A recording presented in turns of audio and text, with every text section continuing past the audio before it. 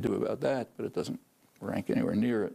So if that justifies the invasion, which once again devastated southern Lebanon and parts of Beirut, if principles operated, you can draw your own conclusions. But fortunately, they don't operate, fortunately for the U.S. and its clients.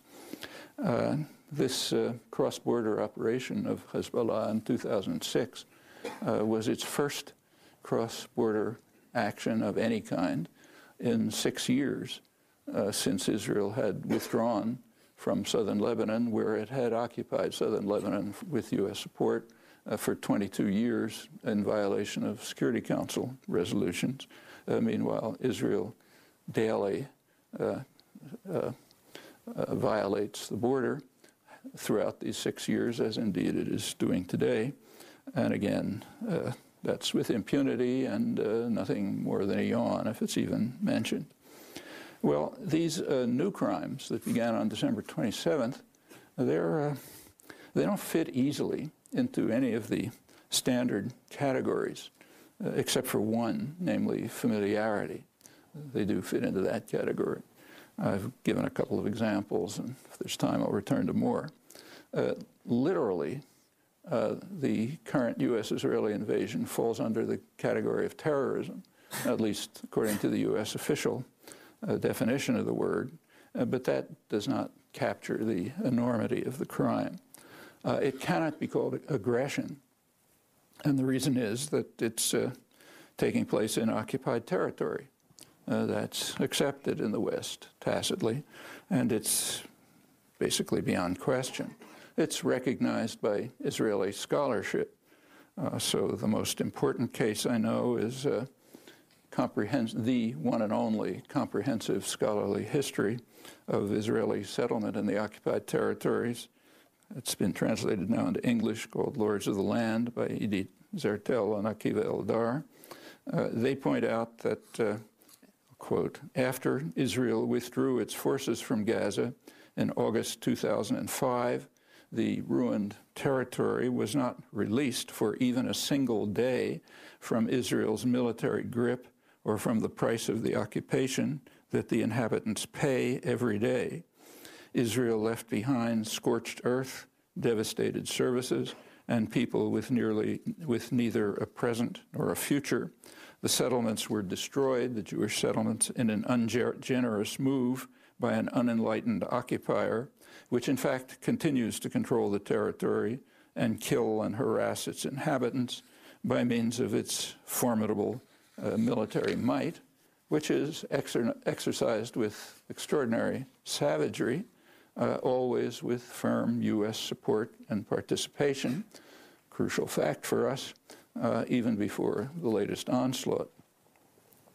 The U.S.-Israeli assault on Gaza escalated in January 2006, a few months after the formal withdrawal, because Palestinians committed a real crime.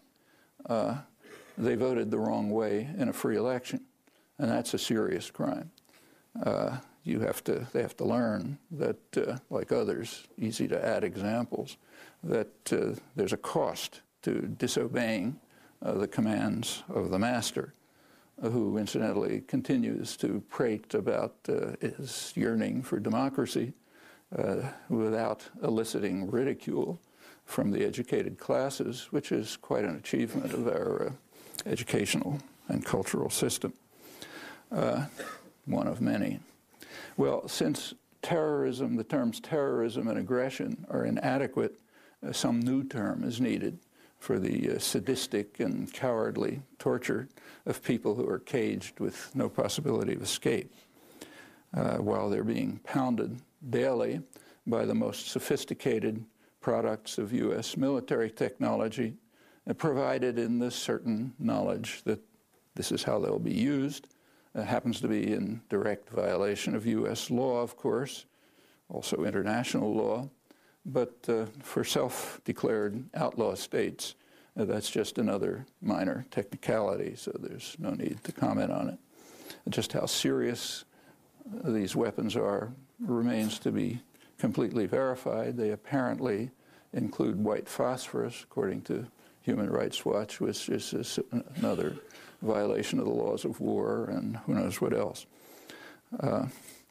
One of the heroic volunteers in Gaza, a Norwegian doctor, Maud Gilbert, describes his sense of horror as an all-out war goes on against the civilian population of Gaza.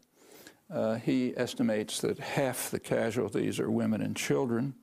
The men who are killed are also civilians by any reasonable legal standards, almost all.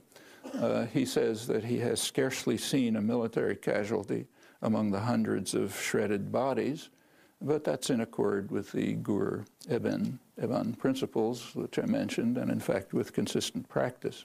His estimate is confirmed by the UN humanitarian chief, John Holmes, who informed reporters that it's a fair presumption that most of the civilians killed were women and children in a humanitarian crisis that is worsening day by day as the violence continued.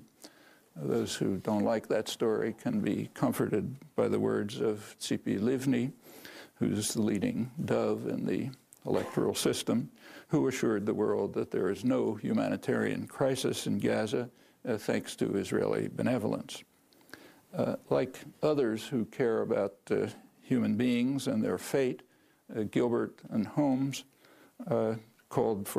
pleaded, in fact, for a ceasefire, but not yet. The U.S. blocked the Security Council from issuing a formal statement calling for a ceasefire. There was an official reason, which I'll quote.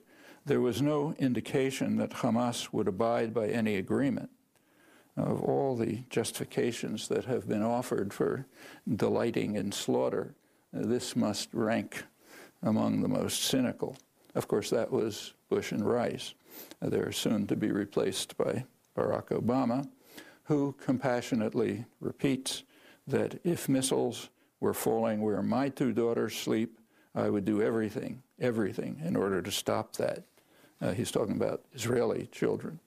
Beyond that, he's maintained his silence.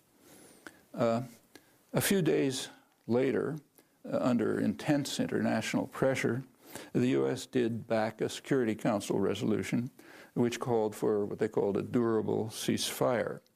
It passed 14-0, United States abstaining. Israel and U.S. hawks were angered that the United States did not veto it, as the usual practice is. The abstention, however, does give Israel, if not a green, at least a yellow light to continue with the slaughter. The resolution called for stopping the flow of arms into Gaza, though not into Israel. In fact, vast quantities of arms continue to flow into Israel. On December 30th, 3 days after the latest invasion, the Pentagon released the fact that that the U.S. has commissioned several German ships to bring huge quantities of arms from Greece to Israel. Nobody knows what they are. They're labeled ammunition. I think it was 3,000 tons. The very few inquiries to the Pentagon about what's going on were answered with assurance that the arms would arrive too late to be used in the current assault against Gaza, which is probably correct. The Pentagon also said that they're not really intended for Israel, which is also probably correct, but rather they are being pre-positioned in Israel. Israel is regarded as an offshore U.S. military base right in the periphery of the most important region of the world, the oil energy producing region. It's one of its contributions, one of its services to U.S. power. And the arms that are pre-positioned there will be, if the Pentagon is accurate, not for Israeli violence, but for U.S. violence. So the next act of aggression in the region can make use of the arms stored there for the purpose. There's much more. If it ever gets reported, you can predict that it will be